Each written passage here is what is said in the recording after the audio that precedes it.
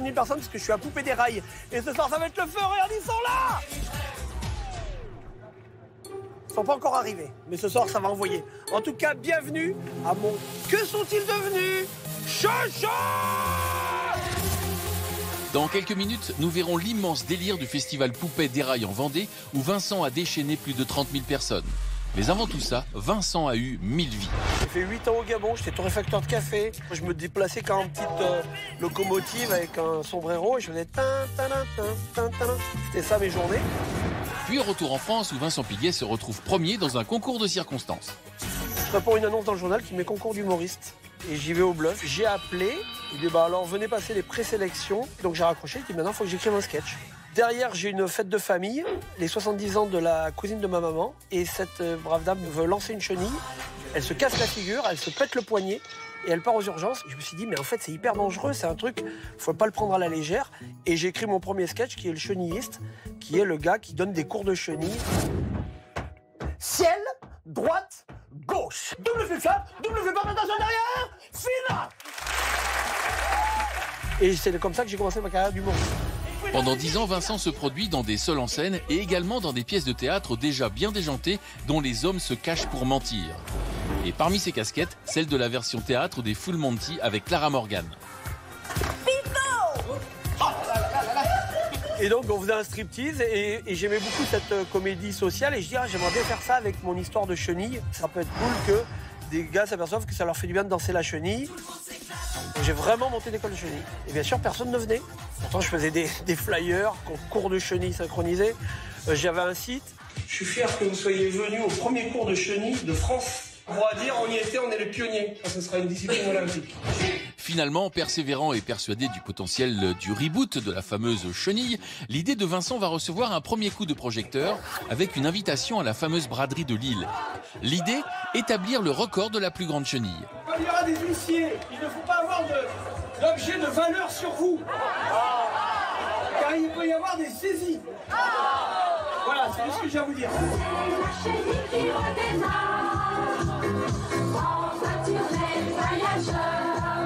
Ils seront finalement 4623, record officiel. Ce genre de délire, c'est évidemment dans l'ADN d'Incroyable Talent. Soupe, ferme. Et à l'été 2023, Vincent se retrouve aux auditions de notre émission. Comment vous appelez-vous? Je m'appelle Lapig, chenilliste. Pardon? Alors en fait, voilà, je suis prof de chenille. Et c'est un carton. On avait 36 licenciés, là j'en ai 150. Ben, aujourd'hui, plus de 400. D'accord, monsieur, la scène est à vous. Oh là là. Je vais siffler et là, la magie opère. Cadence! Gauche! Gauche! Cette chanson, qui rentre dans la tête à la première écoute, a été écrite par Vincent spécialement pour la compétition. C'est des paroles assez profondes. Je sais pas si les gens s'en rendent bien compte. Ben, on est deux de toute façon en France, il y a Jean-Jacques Goldman et moi. Pour les paroles. Tous avec moi, suivez mes pas. Cascade! Arc-en-ciel! Casquette! Mince, ils comprennent pas ça. Ils voient pas la beauté derrière ces petits pas de danse. Karine, elle, va tout de suite en saisir le côté festif. Elle est géniale, Karine. Ouais, ça m'a bien aidé. Ça m'a donné peut-être encore plus d'élan pour en rajouter. Voilà, je serais peut-être pas monté dans le public. Et cette chenille va devenir le plus grand happening des 18 saisons d'Incroyable Talent. J'ai vraiment un incroyable talent, c'est dingue.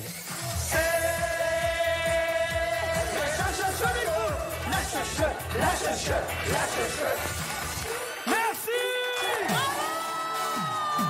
Le public, les techniciens de l'émission et même Juju sont saisis et séduits par le phénomène. Pratiquement tout le monde surkiffe sauf... C'est quand même fascinant. Vous avez pris tout ce qu'on déteste dans un mariage ou une croisière. Exactement. Vous en avez fait un numéro. Ouais. Bien sûr que c'est un incroyable talent. Vous mettez une autre personne, il fera pas lever tout le monde, ce n'est pas vrai. J'ai adoré. Je crois que c'est un moment mythique de l'émission. Merci d'être là. Bravo. Merci avec. Pour moi, c'est un grand oui. 2 pour le prix d'un, 2 pour le prix d'un, et 2 oui, vas-y. Yes! Mais écoutez, ça prend quelqu'un pour recadrer l'émission, donc pour moi, c'est non.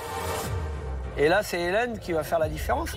Ça mérite pas 3 oui, là. Bah si. Faites le poirier, la roue, faites quelque chose. Il est drôle. Oh, puis merde, oui. Ah, voilà. Pas passer loin, hein. Merci Hélène. Avant, pendant et après la diffusion de la Cheucheux Synchro, toute la presse locale, nationale et même sportive y va de son article sur cette chenille 2.0 ultra fédératrice. Déjà sur place, c'était un grand moment, mais je pensais pas que ça aurait autant d'impact. Puis le site, les gens ont voulu prendre des cours de chenille, mais c'est quoi? Mais ça existe, c'est vrai. Donc, non, c'est super, quoi. Tout part de là. Et ce ne sont que les prémices. Le retour de la pique-chenilliste en quart de finale va un peu plus enfoncer le clou de la popularité de cette néo-chenille avec une mise en scène digne de Thomas Joly. 14 juillet, Patrouille de France. Je fais rentrer des garçons. J'avais 4 chenillettes, je mets 4 chenillots parce que je veux faire des portées. Pliez, sautez, levez. 1, 2. Regardez ça, comme c'est beau. Mais c'est beau quand même, porter avec les filles à l'horizontale. Et que dire de cet hommage à Michael Jackson qui va bouleverser notre juge invité, Jérémy Ferrari. Le moonwalk était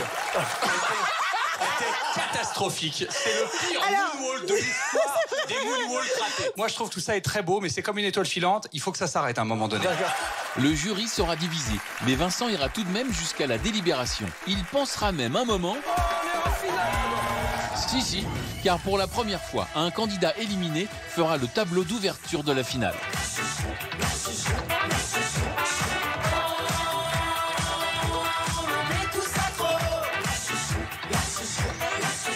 On fait apprendre toute ma chorégraphie à tous les finalistes. Je trouve ça incroyable, ils ont tous joué le jeu et on a fait la Cheucheux en direct. Dès qu'on remet le prix du vainqueur de l'année, c'est même pas la musique de la France 50 Talents, c'est la Cheucheux Synchro. Donc tous les finalistes disaient bah oui, le gagnant de cette année, c'est la pique-chenilliste.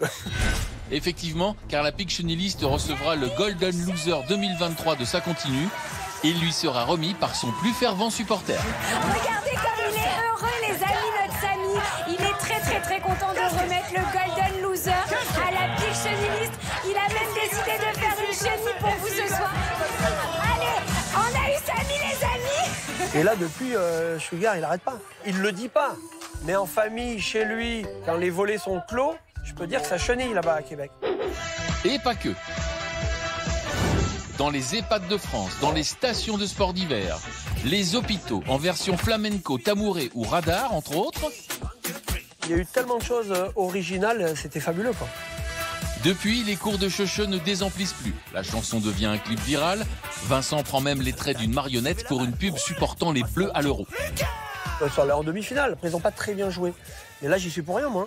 Je leur avais dit de cheniller plus, hein. Ça les a solidarisés un peu plus. Et je pense qu'ils seraient allés au bout. La Cheucheux prendra même un peu plus son envol avec l'équipe de France de parachutisme.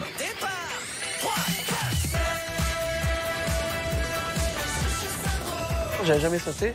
Je sais tout faire, moi. Je suis un touche-à-tout. Je suis chorégraphe, torréfacteur de café. Pourquoi pas parachutiste? Et cerise sur la flamme olympique lors de la soirée des volontaires des JO. Moi, ce qui me plaît, c'est que les gens ne soient pas trop sérieux. Ils viennent tous se marrer et voilà, et danser. Il n'y a pas besoin de savoir danser pour faire la Cheucheux. Et venez dans la ronde, quoi. Du coup, l'un des plus grands quotidiens français va même qualifier la Cheucheux de phénomène de l'été. Un été qui a vu Vincent Piguet se produire devant plus de 30 000 personnes au festival Poupée des Rails le 19 juillet dernier. C'est la plus grande dinguerie mondiale de France. Et ça, c'est important.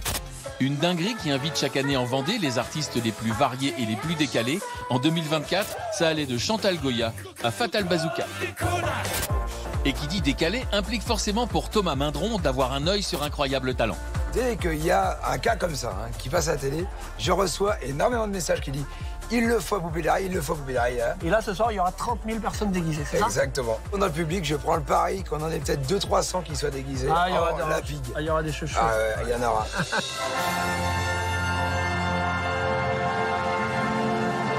19 juillet 2024, 23h56.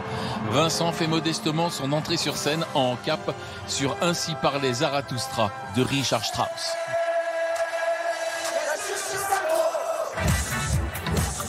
Plus de 30 000 personnes reprennent en chœur les paroles écrites par Vincent pour Incroyable Talent un an plus tôt. Chanter devant 30 000 personnes, c'est kiffant. J'aurais jamais pensé faire des trucs de rockstar sur des festivals comme ça, avoir une marée humaine. Je veux faire des choses à la Beyoncé, plus le décalage il est grand avec la chenille. Et c'est ça qui est drôle et c'est ce qui fait marrer les gens. Donc c'est un vrai kiff.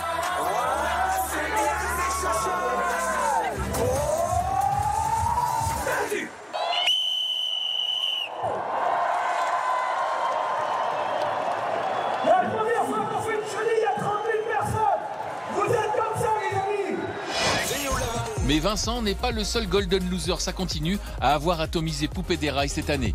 Le premier lauréat de notre très convoitée récompense, Théo Lavabo, était aussi de la fête avec 2 records. Celui de la plus grande brioche vendéenne, avec la chanson qui l'accompagne.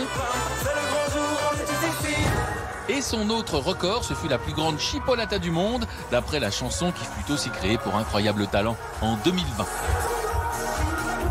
Et en apothéose, la rencontre du premier et du dernier Golden Loser de l'histoire de Ça Continue. C'est émouvant, hein, les gars, non? Je pense qu'il faut beaucoup d'autodérision pour être fier et revendiquer le Golden Loser.